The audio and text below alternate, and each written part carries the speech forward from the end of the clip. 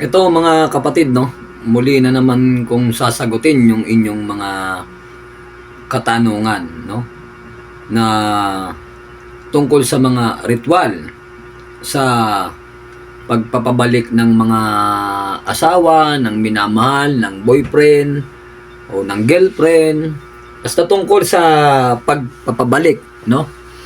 Yan po mga kapatid, hindi po yan bastang gawin, no? Hindi po basta-basta yan nagagawa na pagka ikaw ay nag-orasyon, mapapabalik mo na agad yung inyong minamahal o yung sinasabi nyo na lagi na nagayuma ang inyong minamahal o yung inyong boyfriend, yung inyong girlfriend, yung inyong asawa.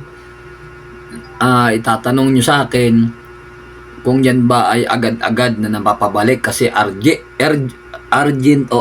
na sinasabi nyo na gusto nyong pabalikin kaagad-agad ang inyong minamahal. Mali po kayo dyan mga kapatid, minamali ko kayo dyan.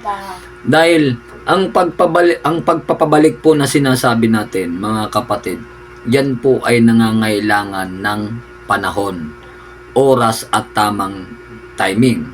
Lalong-lalo na po kung yan ay talagang nagayuma. So, yan ay may mga ritual na tinatawag at nangangailangan ng mga sangkap, no? Sangkap at mga gamit na kinakailangan natin. So, sa totoo lang mga kapatid, hindi po ako tumatanggap ng ganyan. Hindi po ako tumatanggap. Alam nyo kung bakit? Malaking aksaya po yan sa oras at panahon, no? Alam nyo kung bakit malaking aksaya? Kasi yung ritual na tinatawag na yan ay para tayong nakikipag-agawan. No? Nakikipag-agawan, nagkokontrol ng utak ng mga tao o ng mga inyong gustong pabalikin. Ganun po ang nagiging sistema dyan. Meron tayong mga ginagamit na ritual o mga gamit na kailangan silang pabalikin. Pero hindi po agad-agad, no? Nangangailangan tayo ng oras at panahon pagdating sa mga ganyang bagay. So, yun lang mga kapatid. Sana'y nasagot ko yung inyong katanungan. Maraming salamat po uli mga kapatid.